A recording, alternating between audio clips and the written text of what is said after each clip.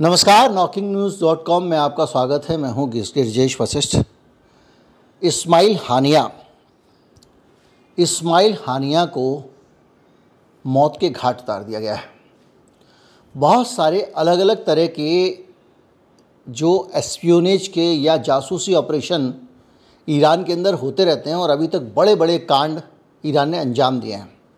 मैंने आपको बताया था कैसे हज़ारों किलोमीटर दूर से एक गोली चलाई गई जिससे ईरान के परमाणु वैज्ञानिक की हत्या कर दी गई थी।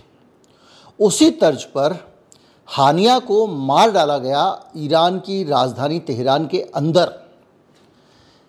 वो तेहरान के अंदर शरण लिए हुए था। और इस्माइल हानिया है कौन? इस्माइल हानिया एक ज़माने में इज़राइल का बहुत ख़ास आदमी होता था और गाज़ा में जो सरकार बनवाई उसने 2007 में बाकायदा चुनाव करके, उस सरकार का वो आदमी प्रधानमंत्री था।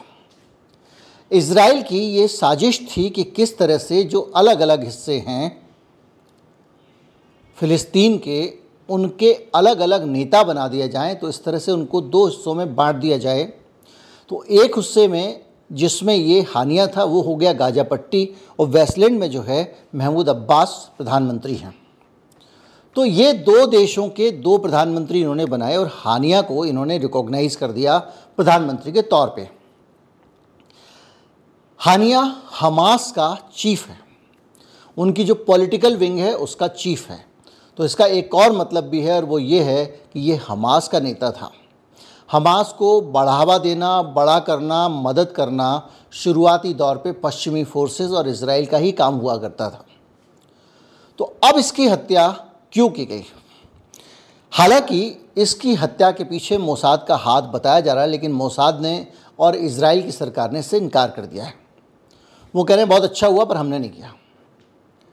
और इसको लेकर बहुत सारा गुस्सा है अलग अलग जगहों पे। हिजबुल्लाह भी गुस्से में, और सबसे ज़्यादा तुर्की यानी टर्की और रूस ने इसको लेकर बहुत सख्त आपत्ति जताई है और कहा है कि ये बहुत गलत है किसी भी नेता की इस तरह से हत्या कर देना, क्योंकि वो उसके बाद से चुनाव नहीं हुए, तो वो आज भी प्रधानमंत्री है गाज़ा पट्टी का। तो ऐसी हालत में ये हत्या हुई है और इस हत्या में एक और सनसनीखेज पहलू है। इब्राहिम रईसी अभी हाल में बने कौन? ईरान के राष्ट्रपति। रईसी का जब शपथ ग्रहण हो रहा था, वो अपनी जिम्मेदारी संभाल रहे थे, तो दुनिया भर के लीडर वहाँ गए थे उसमें हिस्सा लेने के लिए, उस समारोह में हिस्सा लेने के लिए।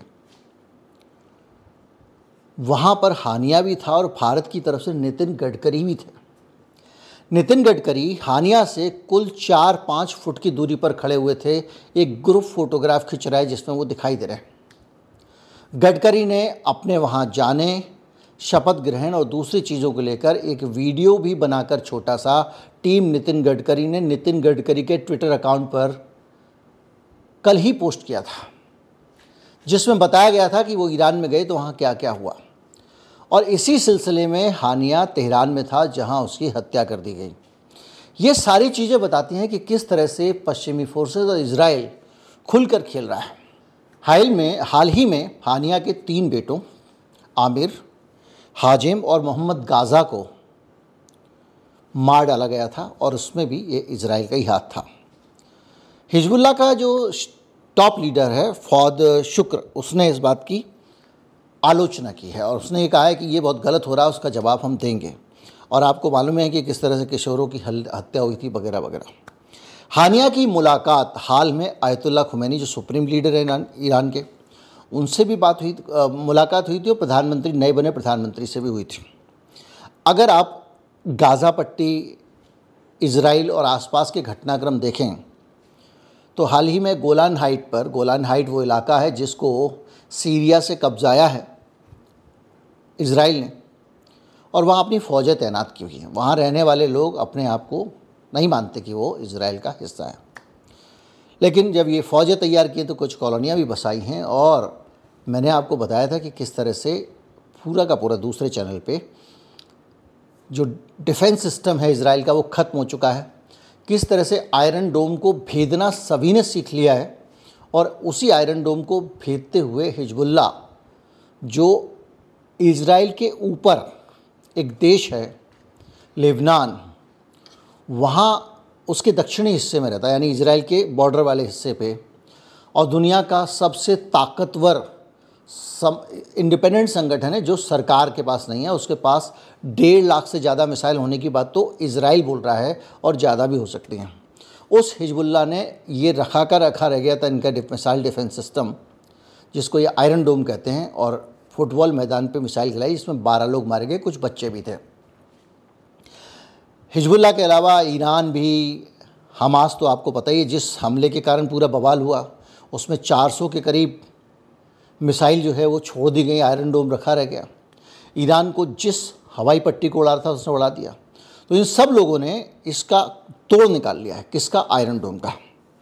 और इसी सिलसिले में जब ये हिजबुल्लाह ने फुटबॉल मैदान पर कुछ मिसाइल गिराई, जिसमें हिजबुल्लाह कह रहा है ये उसने नहीं गिराई है, ये माफ़ कीजिए, इजराइल का अपना मिसाइल फेल हो गया है, उनका अपना सिस्टम फेल हो गया, उसकी मॉल फंक्शनिंग है, हमने नहीं गिराई।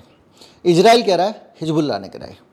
खैर, इस घटना के बाद से लगातार ईरान भी वार्निंग दे रहा था, और ईरान के नए जो राष्ट्रपति हैं उनका रुख सख्त दिखाई दे रहा था। और अब उसी ईरान के घर में घुसकर ईरान के मेहमान को, जो कि हमास का पॉलिटिकल चीफ है, उसको मार दिया गया है।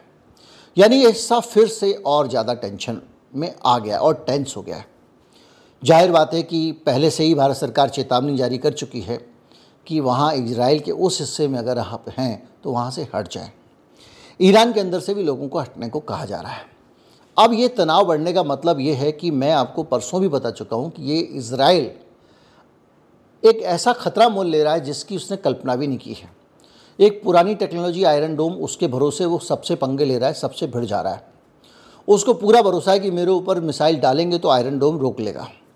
लेकिन अमेरिका ने हाल में एक चेतावनी दी और इनको समझाया था कि देखो भाई, हैसियत में रहो, तुम्हारा आयरन डोम अब काम नहीं करेगा, इसकी बैटरियाँ ख़राब हो चुकी हैं, कमज़ोर पड़ चुकी हैं। बैटरियाँ मतलब मोबाइल सेल वाली बैटरी भी नहीं, कार वाली बैटरी भी नहीं, एक कुछ इस तरह की बैटरी होती है। मैंने आपको बताया था कि एक यूनिट जो होती है उसकी आयरन डोम की, वो एक ट्रक होता है, उसके ऊपर कुछ मिसाइल लगी होती हैं, उसमें कुछ राडार भी होता है, 50 चीज़ें होती हैं, वो सब मिला के जो सिस्टम बनता है उस एक सिस्टम को एक बैटरी कहते हैं, जो करीब 384 करोड़ रुपए के बराबर एक बैटरी पड़ती है। हाल ही में हिजबुल्लाह ने बाकायदा बड़े मज़े से अपने ड्रोन ईरान के अंदर घुसाए, वीडियो जारी किया उन्होंने। इनका आयरन डोम रखा रह गया, और अंदर घुसने के बाद उन्होंने अपने ड्रोन के ज़रिए एक बैटरी इनकी उड़ा के दिखा दी। अमेरिका का कहना है कि ये जो तुम्हारा आयरन डोम है अब ये पुराना हो चुका है, खटारा हो चुका है, और इसकी कई बैटरियां कमज़ोर पड़ चुकी हैं और वो ठीक से काम नहीं कर रही हैं। और ऐसी हालत में जब आपका एकमात्र सबसे बड़ा सुरक्षा का भरोसा आयरन डोम हो, जिसके बारे में सब बात करते हैं, वो लड़खड़ा रहा हो, उसके अंदर घुस के कभी कोई, मैं आपको बता चुका हूँ अभी परसों नरसों, हज़ारों हमले हो चुके हैं। आयरन डोम को डिच कर रही है मिसाइलें एक के बाद एक। ऐसी हालत में आप ये सब पंगे जो लाके ले रहे हो, ये मुसीबत खड़ी कर रहे हो, ये अपने आप में बहुत बड़ी समस्या है। और इस समय में अगर ये उम्मीद कर रहा हूँ कि अमेरिका से कोई सपोर्ट मिलेगा, तो अमेरिका के अंदर भी चुनाव चल रहे हैं, और अगर ज़्यादा अमानवी कुछ हरकत करते हैं गज़ा पे, यहाँ पे, हिजबुल्लाह पे, और उसका समर्थन अमेरिका करता है, तो उसके लिए और मुश्किल हो जाएगी। जो भी है, ये जो परिस्थिति है, ये नई परिस्थिति खड़ी हुई है दुनिया में, और ये जो नई परिस्थिति है ये अपने आप में एक चिंता पैदा करने वाली है, क्योंकि ये सब लोग बहुत ख़तरनाक हैं। और ईरान अघोषित रूप से परमाणु शक्ति से संपन्न देश है, जिसने घोषणा नहीं की है। कभी आरोप लगता है कि उसका परमाणु कार्यक्रम जो है उसको पाकिस्तान से मदद मिली, कभी कुछ लगता है, कभी कुछ लगता है। लेकिन बहरहाल इस समय एक तरफ हिजबुल्लाह है जो बेहद ख़तरनाक स्थिति में है, दूसरी तरफ हूती है, और तीसरी तरफ ये ईरान से पंगा ले रहा है। तो अगर ऐसा ना हो कि और रूस और तुर्की गुस्से में भरे बैठे हैं, अभी ये गोलन हाइट वाली घटना थी जिसका मैंने जिक्र किया, जिसमें हिजबुल्लाह की मिसाइल गिरी थी, उसके बाद भी तुर्की ने सख्त प्रतिक्रिया दी थी। कहीं ऐसा ना हो कि पहले जो बहुत सारे युद्ध हो चुके हैं, पूरे अरब दुनिया एक साथ इजराइल पे हमले कर चुकी है, इस बार भी हो जाएं। लेकिन इस बार अगर हमले हुए तो युद्ध पहले की तरह नहीं होगा, क्योंकि जो सबसे बड़ा सुरक्षा तंत्र है वो जर्जर हालत में है। उम्मीद करता हूँ वीडियो आपको अच्छा लगा होगा। अच्छा लगा हो तो ज़्यादा से ज़्यादा लोगों तक पहुँचाएं, चैनल को सब्सक्राइब कर लें। नमस्कार, जय हिंद।